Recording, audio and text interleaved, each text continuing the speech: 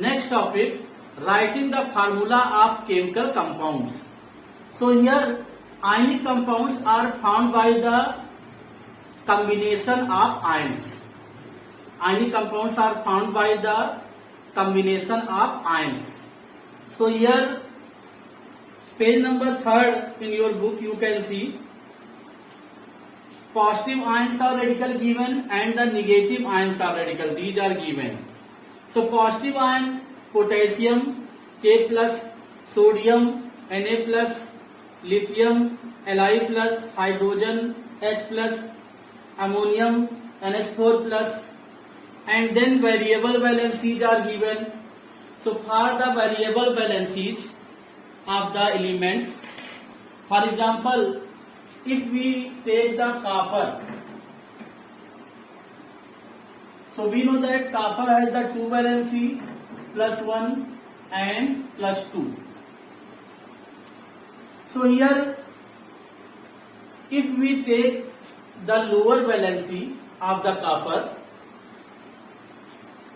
it has the variable valency +1 and +2, and if we take the lower valency of the copper, so we will say cuprum.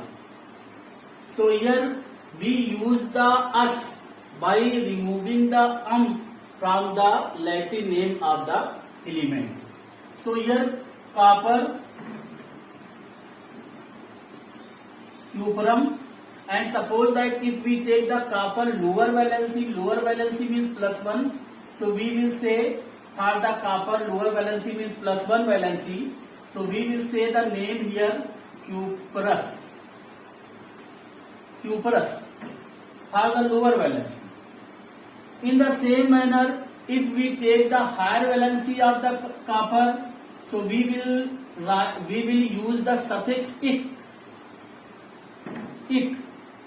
So we will write here cupric. In the same manner, if we take the silver +1 also has the +1 and +2 valency. So for the lower valency of the silver, so silver Latin name argentum.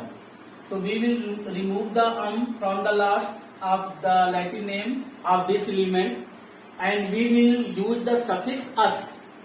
So for the lower valency we will say argentus. So here Latin name of the silver argentum.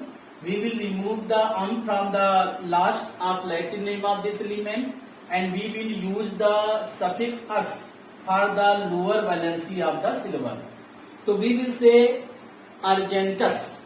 In the same manner, if we take the higher valency of the silver, so we will use suffix ic, means argentic. In the same manner, if we take the gold Latin name aurum, so we will use suffix us for the lower valency. So here gold has 2 valencies, +1 and +3. So for the lower valency means +1, we will say Rs, and for the higher valency means +3, we will say Re. So here these given for the cuprous lower valency here we are using, because here in the starting written valency 1, monovalent element. So valency 1 if you are saying means monovalent. If valency 1, so we will say monovalent. If the valency 2, then we will say divalent. If the valency 3, so we will say trivalent. And if the valency 4, so we will say tetravalent. So valency means we know that how much electron lost or gained. So here also that how much electron lost or gained, according to this the number of charge developed. And by seeing the number of charge, we can categorize into the monovalent, divalent, trivalent and tetravalent. So here in this first of all valency 1 means monovalent elements here given, these ions. So here potassium, K plus, sodium, Na plus, lithium, Li plus, these are monovalent because only one charge it has. These having only one charge.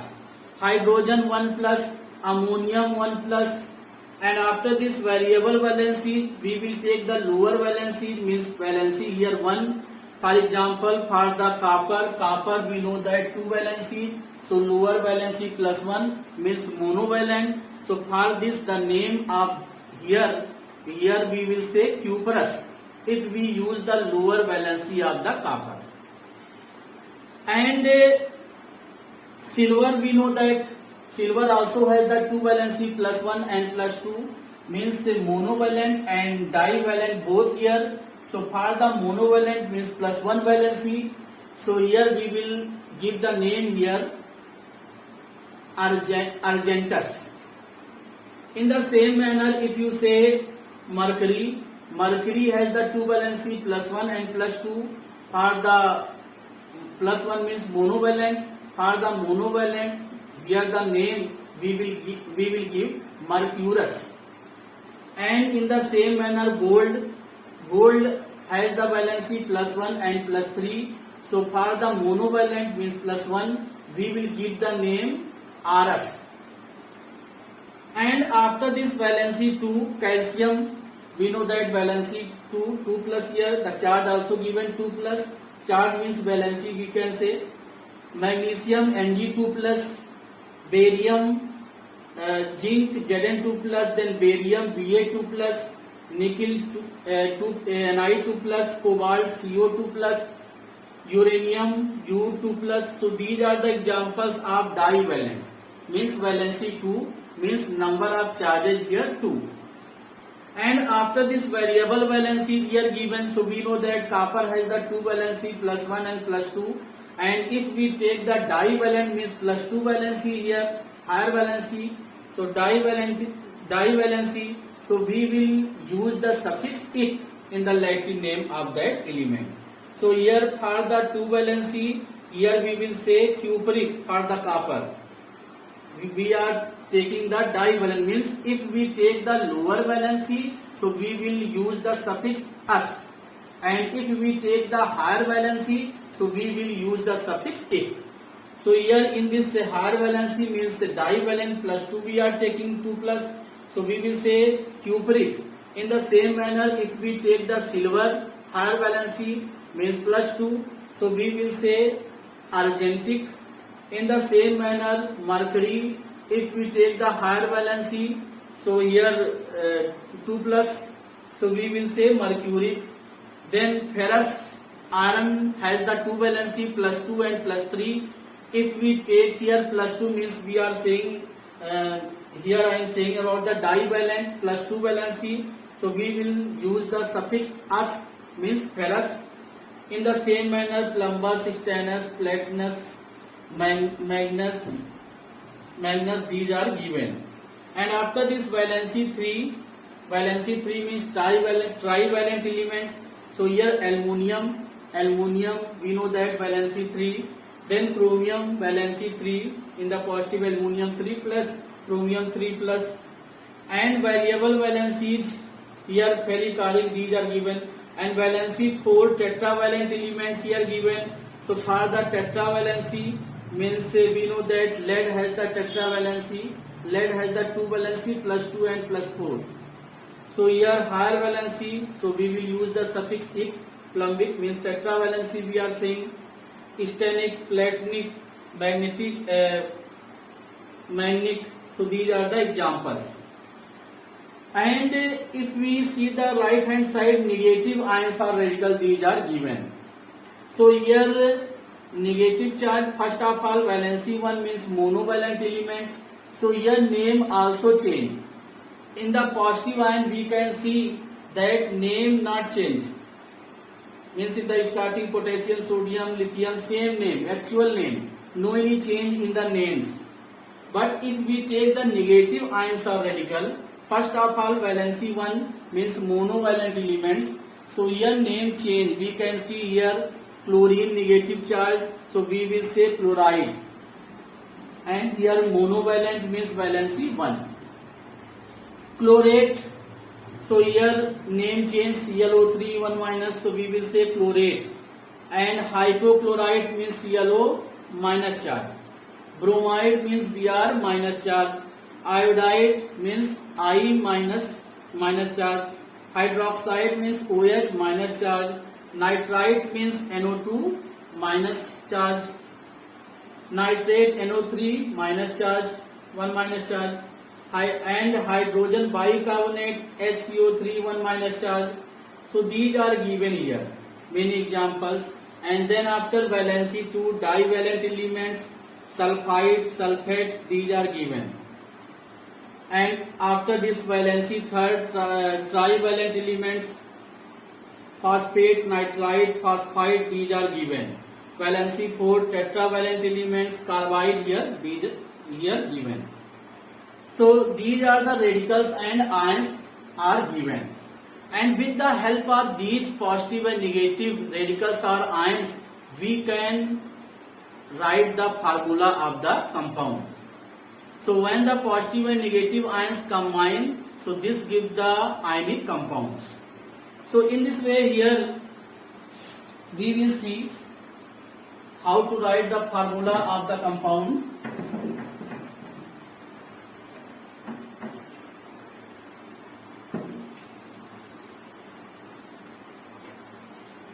Suppose that if we take the example here sodium sulfate.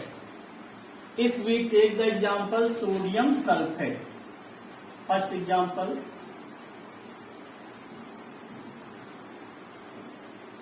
So this page number 3 you have to see properly, because with the help of these positive and negative ions or radical, we can make the formula of the compound. So these are very important and you have to see properly these. And after this here sodium sulfate if we want to make, and before this sodium sulfate, one more thing I want to say.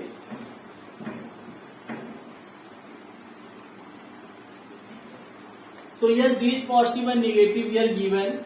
Potassium, for the potassium K plus given. Why K plus given means 1 plus charge we can say. Why only one positive charge given? Because we know that potassium atomic number 19 and electronic configuration will be 2881. So in this way here potassium has the tendency to lose one electron, and by losing one electron this will acquire the argon electronic configuration. So that's why here one positive charge develops. So also we can say this is the valency charge, means valency here. And in the polyatomic in the same manner these are. And in the polyatomic ion if you take one example,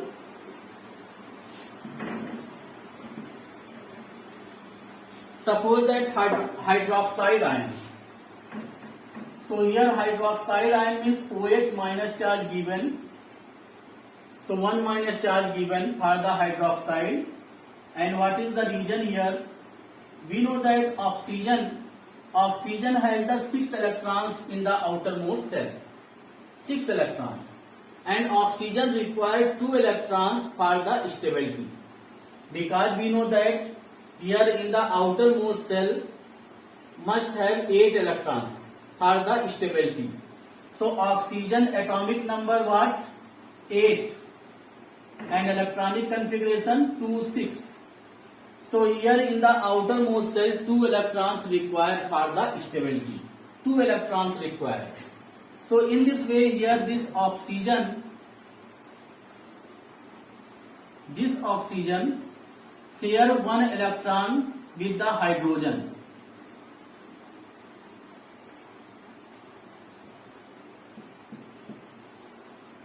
So we know that hydrogen has 1 electron in the K cell, and by sharing 1 electron with the oxygen, that hydrogen octet completed. So we know that this is the covalent bond. In the previous class little bit you have studied. And in the oxygen outermost shell, in the valence cell 6 electrons are present.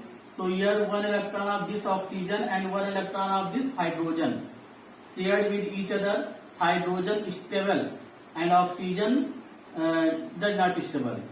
So in this case here 6 electrons, one here of the oxygen atom, second electron, third electron, fourth electron, fifth electron, sixth electron. So we can see here oxygen has the 6 electrons in the outermost shell, 1, 2, 3, 4, 5, 6. And this oxygen share one electron with this hydrogen. This is the electron of this hydrogen. So one electron share by the oxygen and one electron share by the hydrogen. So hydrogen has only one electron. We know that atomic number 1. In the K cell only one electron present. So by sharing one electron by the oxygen, hydrogen octet completed, means 2 electrons present according to the duplet rule. So hydrogen is stable, but oxygen here not stable, because oxygen require one more electrons. Total number of electrons in this boundary you can see by the sharing of hydrogen one electron. So total electron here 1, 2, 3, 4, 5, 6, 7, and oxygen require one more electron for completing the 8 electrons in the outermost shell. So this oxygen gain one more electron from any other source. So by gaining of one electron, here one negative charge develop. So this is the region here in the polyatomic ion. Here this is the example. By this we can understand that how the charge develop. So in this case, in the this hydroxyl ion means hydroxy ion. So here OH, and here one electron shared by the hydrogen, one electron shared by the oxygen, and oxygen need one more electron because 8 electrons should be present in the outermost shell.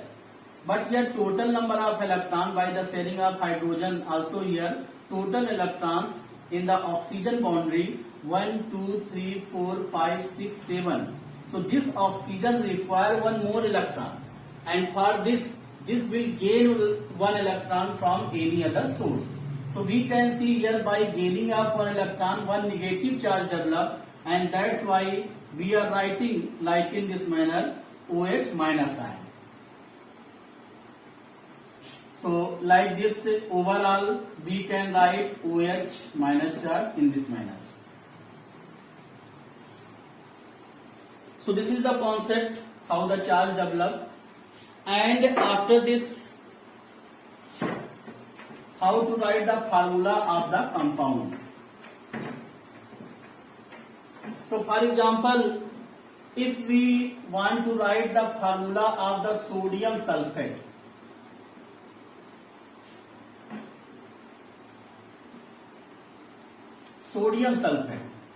so first of all we will write the sodium ion. In the ionic forms we have to write. So sodium, we know that Na plus, and the sulfate. So on the page number 3 here given for the sulfate here SO4 2 minus charge. So we can write here minus minus or 2 minus. But do not write here minus 2, because we are writing the number of charges. So number of charges means 2 minus minus. Suppose that here SO4 2 minus charge it has. So also we can write in the numbers. So 2 minus charge means 2 minus. Like in this manner we will write, because we are representing the number of charges here. So do not write minus 2. If you want to write the charges, so number of charges means 2 minus. 2 minus charge means minus minus 2 minus. And after this we will write here number of charges below of this. So one positive charge. So one only the number of charges we have to write here. So here one charge 1, and here 2 negative charge means 2. Then crisscross method, like in this manner we will take. And this 2 represent the sodium number, and this one represent the sulfate number. So here sodium number Na2, we will write the number here after the element symbol below means lower subscript, you have to write the number like in this manner. Na number 2 and the sulfate number SO4 1. So no need to represent the 1 sulfate, understood here.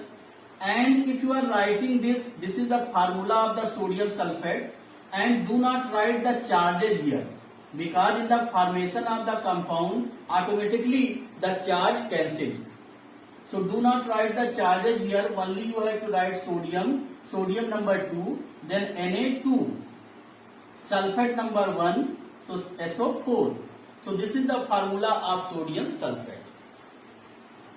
In the same manner, for example,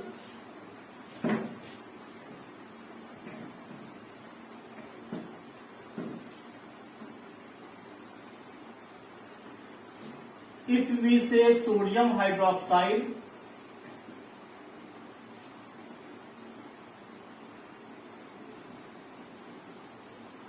so for the sodium hydroxide, here sodium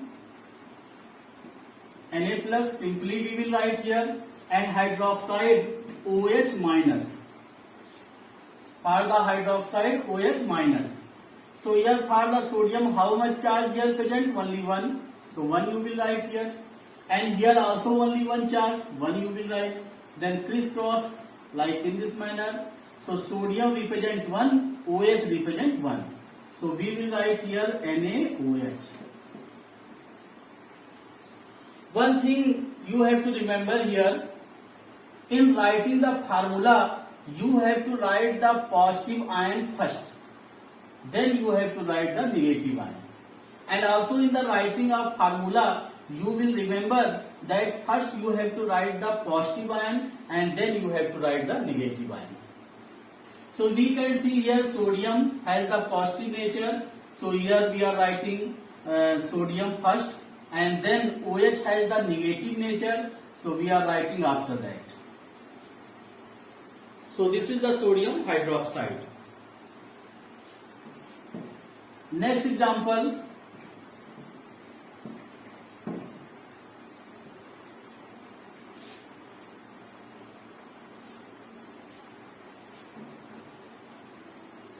If suppose that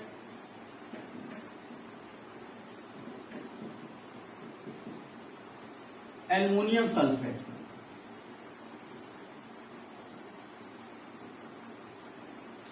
so aluminum sulfate, we know that aluminum 3 plus charge and sulfate here SO4 2 minus charge. Then after we will write the number of charges.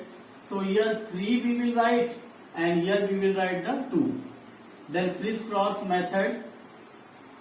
So here aluminum number 2 and sulfate number 3. So here aluminum 2 and sulfate here 3. So sulfate SO4, you have to write the 3, and if you are writing the 3 means no meaning here, you are not representing the sulfur. So we will use the bracket here for representation, because this sulfate number here, this should be 3. So sulfate, whole sulfate should be in 3 numbers, in 3. So you have to write in the bracket, sulfate you have to write in the bracket, and after that you will write here 3. So this 3 represent the sulfate, means sulfate number here 3. So if the sulfate number only 1, so no need to take the bracket. And if the sulfate number more than 1, so we will use the bracket for representation of the sulfate. So this is the formula of aluminum sulfate.